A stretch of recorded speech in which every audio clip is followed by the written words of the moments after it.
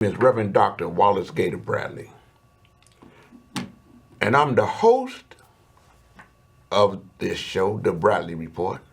I'm also the president of United in Peace, Inc. The producer,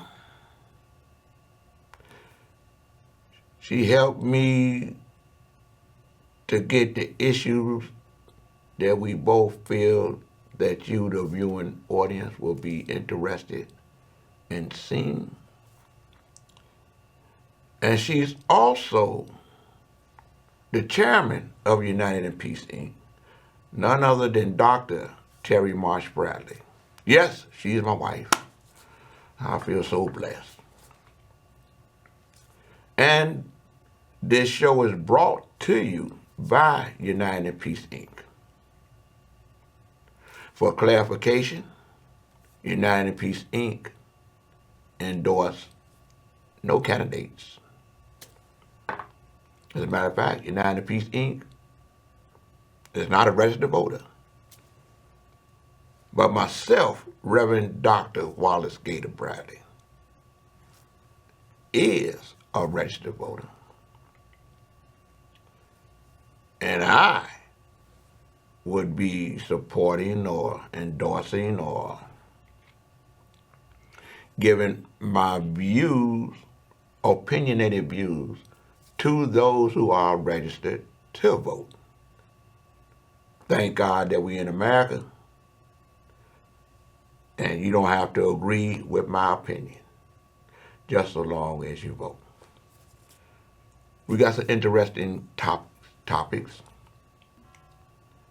And without further ado, Sister Amani, let's go to work.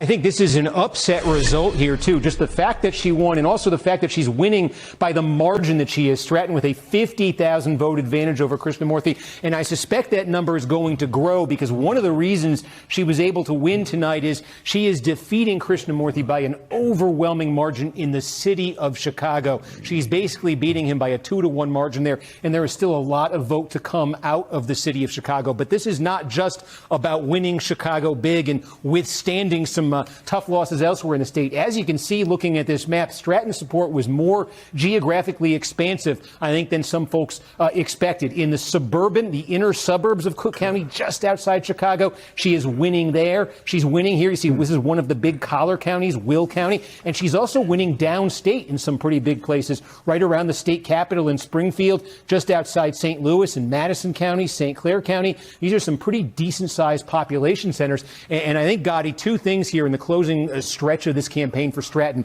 The money that she had in the final weeks. You mentioned Pritzker's endorsement. He backed that endorsement with his super PAC, millions of dollars on her behalf in the airwaves. Obviously, that was critical. And her message, I think this may say something about the mood and the energy in the Democratic base. Stratton ran on abolishing ICE. She ran on a promise to go to Washington and vote against Chuck Schumer to continue as the leader of the Democratic Party there. We've been seeing this in our own NBC polling, an appetite among Democratic voters for more direct and dramatic confrontation with Trump and in politics generally. That is what Stratton was offering in the final weeks of this campaign, and it seems that that's what voters in this Democratic primary opted for tonight. You know,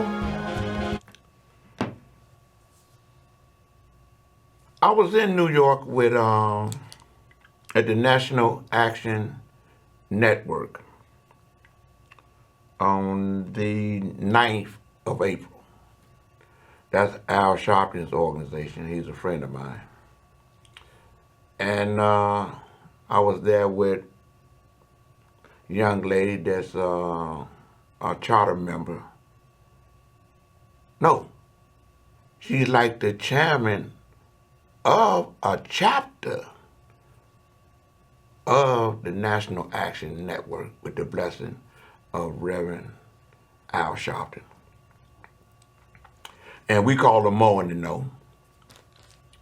I was there with her, some other people from Illinois, and J.B. Pritzker was one of the invited guests to speak. As a matter of fact, Reverend Al Sharpton, when he came out to introduce J.B., he had made mention how when he was in the airport in Illinois, someone saw Al, the rail, but we call him Al, and say, Al, I saw J.B. So that happened from what Al was saying, because he is a minister. He probably felt in his mind that if somebody saw J.B., he believed in resurrections, but he know that redemption is the next best thing to resurrection. So he said that, and then he introduced J.B. Pritzker. And then J.B. sat down and he says, I'm James Brown Pritzker, and everybody laughed. But I'm glad that I was there to support our governor. Everybody else was there supporting their elected officials who may be on that poll that you just saw that may have ideas to run. But the most wonderful thing that the governor said, two things he said. One of them was that he was glad that he was in support, because Al brought it up, to possibly with the help of the voters, to elect Juliana Stratton as an African-American woman to join another woman to become a United States Senator representing Illinois. But J.B. let Reverend Al know that this is not the first time that Illinois has elected an African-American woman to represent Illinois to be the senator. As a matter of fact, as he said out of his mouth, and you heard me say it a lot of times on this station, that Illinois had elected the first African-American woman to the United States Senate, which was Carol Moseley Braun. And then he let it be known he's hearing, he voiced his opinion on what he feels whomever should be the nominee. He let it be known that he has one election, and that is 2026, November 3rd, 2026, to make sure that Illinois stays blue and to bring that whole Democratic ticket across the line, the finish line, inclusive of Speaker Welch, the Attorney General, the Secretary of State, the young lady that's running for the Comptroller, and of course, his Lieutenant Governor, as well as President Tony Prattwinkle, a bunch of commissioners, the whole ticket, inclusive of the election of Juliana Stratton to the United States Senate. That's his concern. And I may have a show, or you may see it on Channel 19 or whatever it is, exactly what he said. But them polls are very interesting. And a registered voter become powerful when he's an educated voter, because he's able to check with social media being what it is, with Google being what it is, he can find out the difference between the candidates, be they Republican or Democrat. But I'm Democrat, so I'm straight blue. So without further ado, Sister Monty, let's go to the next piece.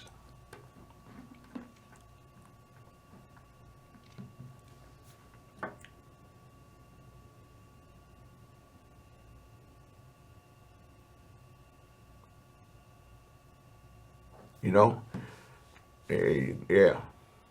And defend the decision to replace private unarmed security guards with more sworn police officers. It's a decision that's not sitting well with City Council's Black Caucus.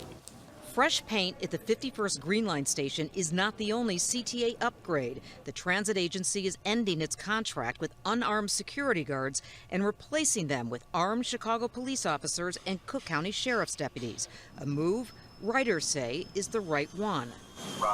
I think that security with CTA is not readily available to handle the crime that is going on. Sorry for anyone who loses their job, but it seems to be a necessary change.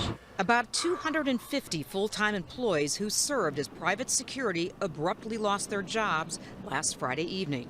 That contract, in long-established, mutually agreed-upon terms, would expire when all the funds were used, and that's what occurred. So that was a long-term understanding between the parties. The move to end contracts with private security comes as the CTA is increasing armed law enforcement by 75%. It's part of a new security plan to satisfy the Trump administration. Last year, the president threatened to withhold federal funding if crime and security was not addressed. You're going to see uniformed officers across the system in a targeted, data-informed way that's driven by feedback from our riders, from our employees. While City Council's Black Caucus says ending private security means putting over 70 black officers out of work with less than a week's notice. In a statement, caucus chair Alderman Stephanie Coleman says, quote, "While we recognize the CTA's need to comply with federal safety mandates, we find it unacceptable that the security enhancement plan comes at the direct expense of black-owned businesses and workers." When asked directly about Coleman's concerns, the mayor deferred to the CTA. Can you respond to that? Nora? Wait, that's questions for you. Nora, if you can talk about But I'm asking you. Pressed again, Johnson answered by saying safety is the city's top priority. We're going to continue to make sure that we are moving with expediency to create a safe, accessible, reliable, affordable transit system. And, we're going to do that in an equitable way. Meantime, while the CTA is boosting security, the transit agency has been without a permanent head for over a year. Today, the mayor was asked about it, but he did not say when he plans on naming a permanent leader.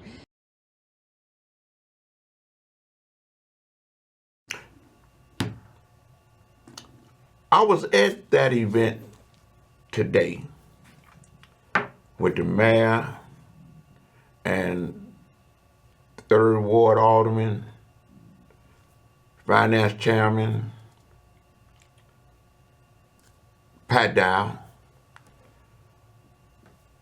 and it was the 51st Street Green Line Station.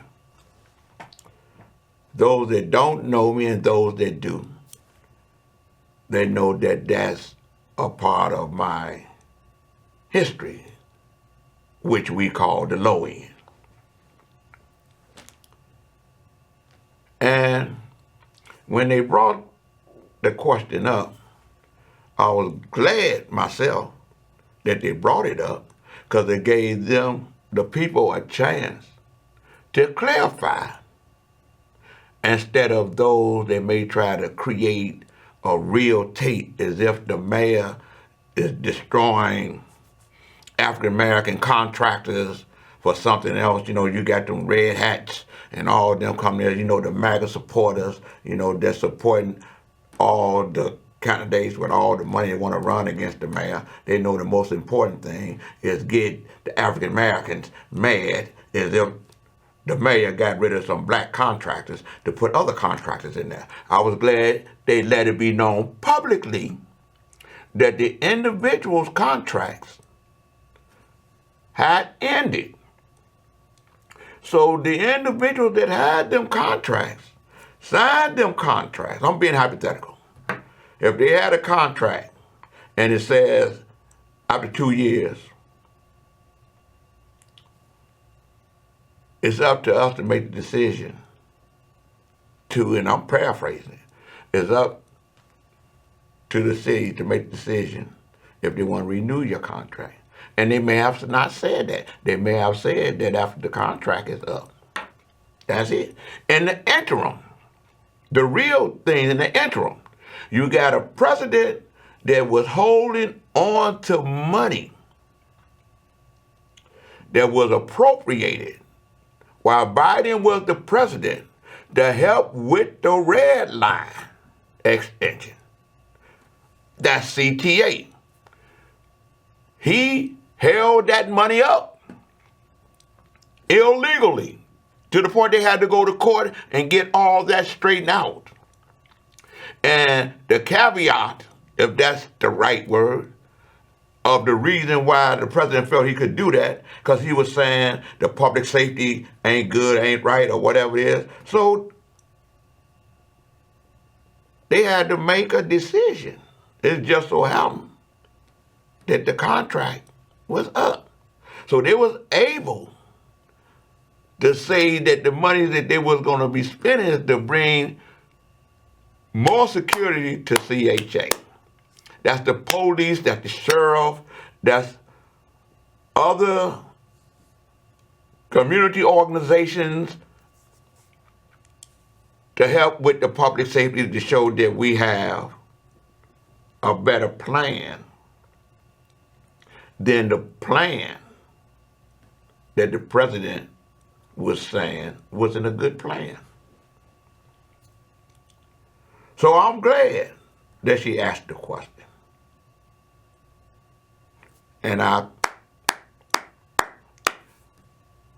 applaud the number one station. They say the number one station that asked the question. Now everybody knows. So that those MAGA individuals or those red hats that's talking about turning the city red and want to go back to the way it was with Daley and Rahm Emanuel and put someone there that's straight for the rich, the super rich. Not knocking nobody, just saying what it is. And while I'm on that, I'm glad that the state legislators is of the mindset on what Mayor Brandon Johnson was talking about. Now the state is pushing an amendment or a bill or something, talking about the millionaire's tax or whatever it is.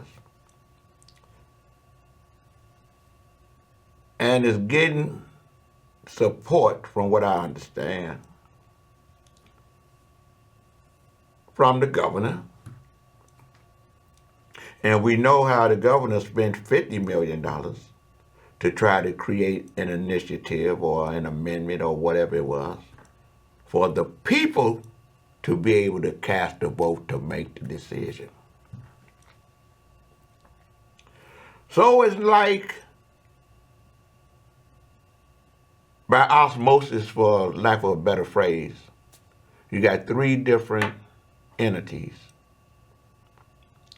that was purposefully focused on what's better for the working class people.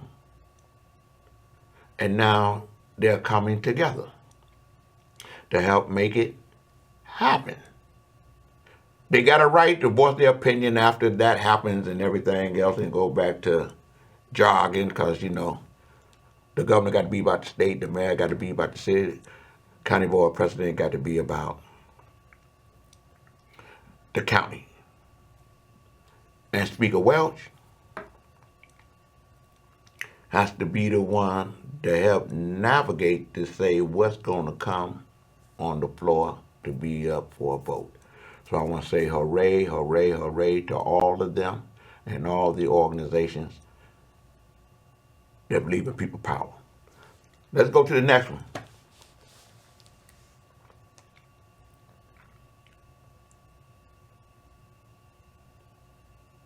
Who are opposed to a plan for a day of what's being called a day of civic action on May 1st.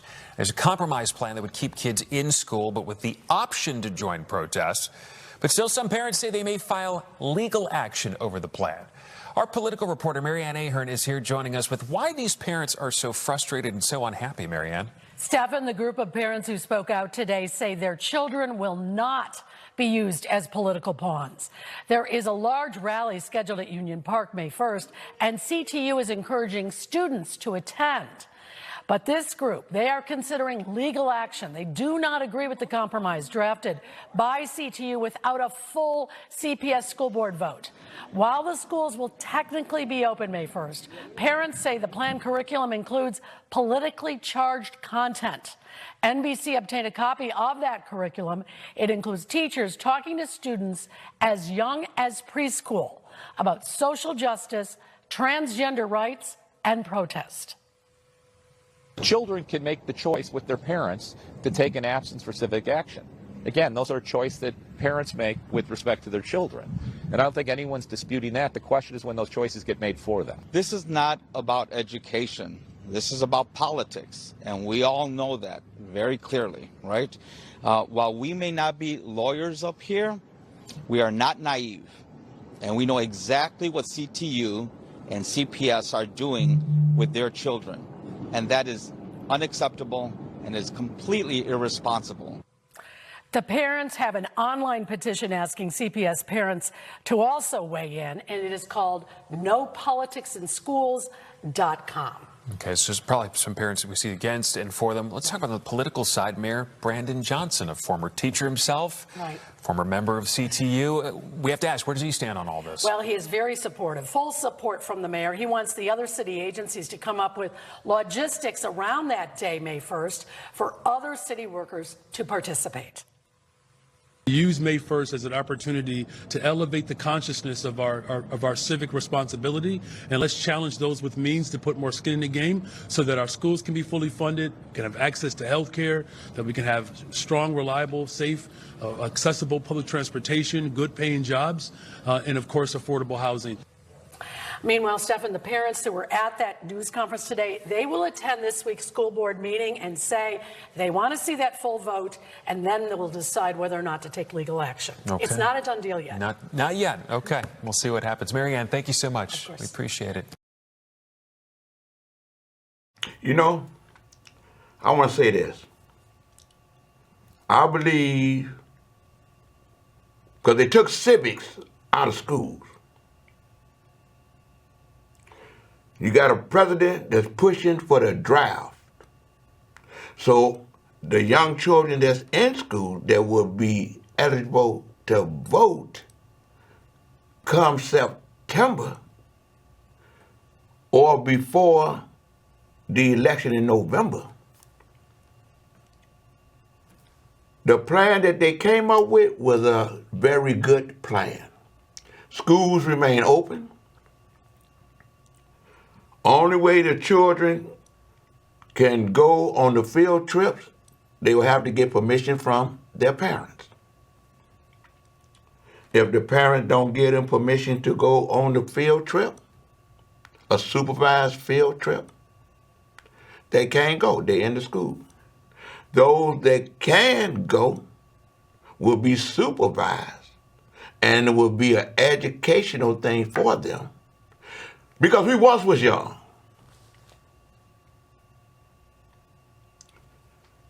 And we became aware of the significance and the power of civics, the right to vote.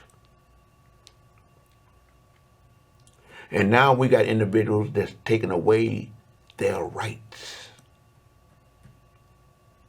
So they learning how to engage in the structure.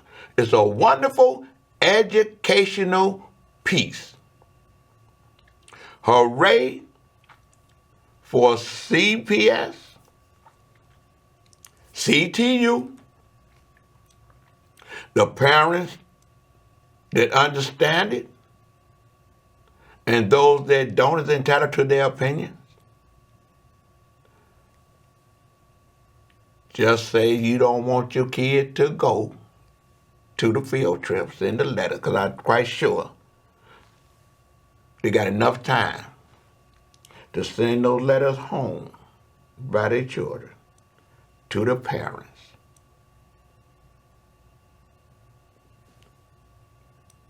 To make it work. I'm glad the mayor let it be known that it was up to them to make the decision. Beautiful. From a man, talking about Mayor Brandon Johnson, who was a teacher and a parent, what he said out of his mouth and what we know. For all those that trying to create something like again, let's stay focused. You got them red MAGA individuals, be they Republicans or Democrat supporters, to try to create static and havoc. Because they want the city for themselves. So they create noise. Well, the mayor, he trying to do this. It's going to be an election for the full school board. Full school board. And the young adults, they're growing up faster than we think. And these adults, young adults, will not be in that crowd that's coming down there to jump on cars and all that type of thing, giving them something to do. Under the guise of education. Because every young student was listening to what the fight was all about. First party said, what they talking about? What's the fight about? And they saw where adults came together. They may be against one another and was really concerned about the young adults. On that note, I want to say to God be the glory.